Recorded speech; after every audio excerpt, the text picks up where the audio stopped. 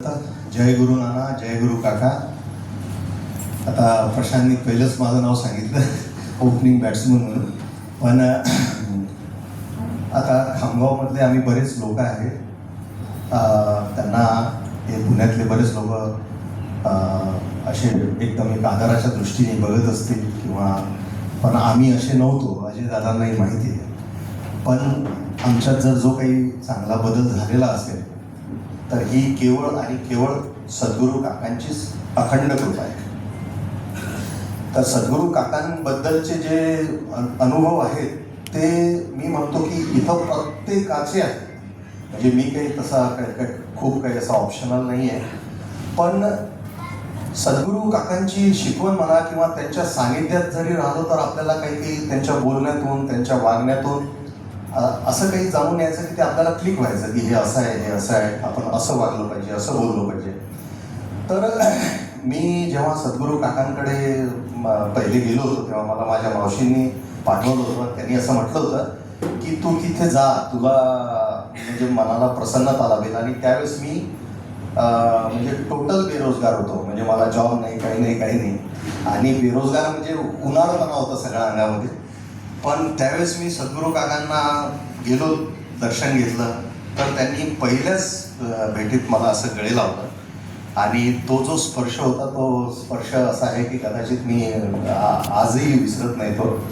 आणि सद्गुरू काकांबद्दल खूप लोकांची खूप असे दैवी असे काही त्यांना साक्षात्कार लाभले, काही अनुभव आले. पण माझ्या बाबतीत जर मी म्हटलं तर मी हेच म्हणेल की सद्गुरू काका म्हणजे एक वात्सल्याची मूर्ती.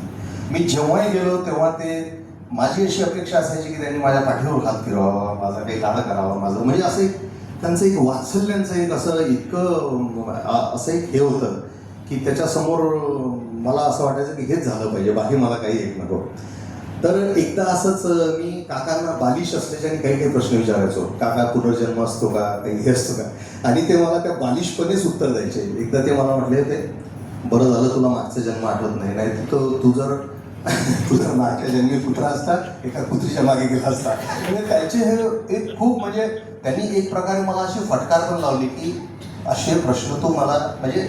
आणि नंतर जेव्हा मी एकदा पुण्यात आलो म्हणजे जॉबच्या निमित्त, आणि जेव्हा पुण्यात त्यांना इतके असे वरिष्ठ लोक जेव्हा त्यांच्या पाया पडायचे तेव्हा मी म्हणायचो अरे बापरे, मी काकांशी कसा वागलो. म्हणजे पण काकांनी माझ्या म्हणजे आमच्या सगळ्यांवरच, सगळे जे खामगावचे मुलं आहेत ते सगळे भाग्यवान आहेत की त्यांना म्हणजे काकांनी कधी असं, आम्ही कशी असो पण त्यांनी त्यांचं प्रेम आमच्यावर कमी केलं नाही. तर त्यांनी मला असंच विचारलं प्रश्न येतात, तू काय काही वाचलं आहे का. मी म्हटलं मी काहीच वाचलेलं नाही आहे.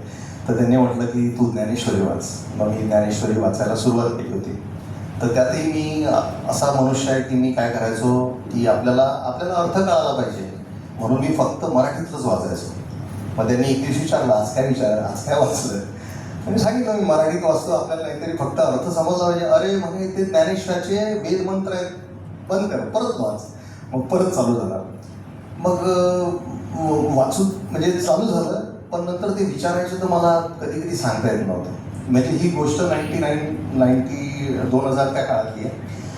तर मग एक दिवशी मग मला असं वाटलं नाही आपलं जरा म्हणजे गोंधळ होतोय, त्यांना बरोबर सांगता येत नाही. तर मी काय केलं, एकदा असं लिहून घेतलं कागदावर वगैरे लिहून. आणि मग ते त्यांनी विचारलं आज काय वाचलं, तर मी तिथे काढून वाचून दाखवलं त्यांना.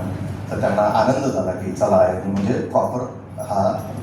मग त्यानंतर त्यांनी मला कधीच विचारलं नाही काय झालं काय नाही. म्हणजे त्यांची कशी शिकवण होती की माणसाला गाईड करायचं पण त्याला एकदम व्यवस्थित, आणि त्याला त्याचे सगळे डाऊट्स क्लिअर झाले पाहिजे. आणि याच काळात एक जो मला सगळ्यात मोठा अनुभव वाटला म्हणजे मला असा वाटला की ते ज्ञानेश्वरीच्या काळात मला असं वाटलं की जरा आपण म्हणजे काकांना काहीतरी इम्प्रेस करू, काहीतरी असं थोडंसं. तर मी असं म्हटलं की काका कधी कधी मला भीती वाटते. मग ते म्हटले असे बघितले. म्हटलं का, म्हणजे म्हटलं नाही आपले किती जन्माचे कसे वाईट कर्म, काय प्रारब्ध काय, आणि आपण कसं काय ते करायचं. तर ते थोडा वेळ थांबले आणि ते म्हटले तुमचे सद्गुरू कोण आहे. म्हटलं काका आपणच आहे. अरे मग ते डरपोक असतील. अरे बापरे, मला इतका म्हणजे हा माझ्या जीवनातला इतका मोठा अनुभव आहे की मी इतका घाबरलो आणि एकदम खाली मान घातली. आणि मला इतकं म्हणजे मी म्हटलं माझ्यासारखा जगात दुसरा मूर्खच मनुष्य नाही आहे. आणि मी तोंड पण वर करत नव्हतो. मग त्यांनी जसं मला तोंड वर घेतलं, मी डोळे पण त्यांना म्हणजे त्यांच्याशी नजर पण मिळू शकत नव्हतं. तर तेव्हा त्यांनी सांगितलं की म्हणे, सद्गुरू पाठीशी असताना जर तुम्ही घाबरत असेल तर काय उपयोग. तर ते वाक्य मला आज पण म्हणजे आजही नंतरही माझ्यावर बरेचसे संकट आले सगळं, पण ते केवळ सद्गुरू काका आहेत हा एक जो मोठा सपोर्ट किंवा एक आहे भक्कम असा पाठिंबा की त्याच्यामुळे आपण सगळ्या गोष्टीतून निघून जातो. तर हेच एक मला आज सांगावंसं वाटतं. धन्यवाद खूप.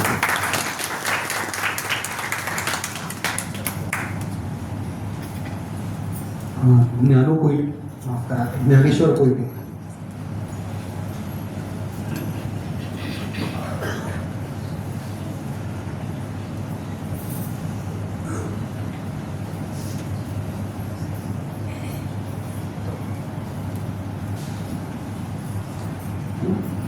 हॅलो हॅलो हॅलो मी ज्ञानेश्वर कोयटे, तसा खामगावचाच आहे.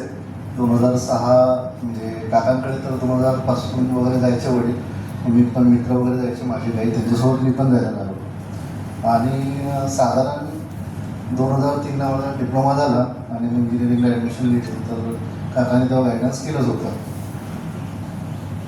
आणि 2005ला तेव्हा फोन वगैरे आले होते, मोबाईल फोन, आणि मी पण माझ्या वडिलांकडे हट्ट केला की मला फोन पाहिजे.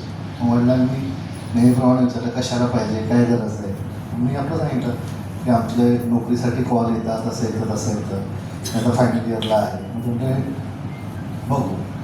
मग त्यांनी काकांकडे सांगितलं. मग मी जस्ट सकाळच्या सेवेला जायचो 6ला वगैरे, 10-8पर्यंत एवढं थांबून घरी यायचो. अजितदादाच्या घरीच समजा जायचो. 2-3 तास सकाळी हिवाळ्यामध्ये केल्यानंतर घरी आलो आणि माझे वडील दर्शन करून घरी आले. म्हटलं तुला काकाने बोलवलं. म्हटलं मी काय केलं आत्ता तर जाऊन आलो, आता जाईल उद्या. नाही त्यांनी आत्ता बोलवलं. मला वाटलं आपलं काहीतरी चुकलं आहे, कारण तेव्हा ते गुरु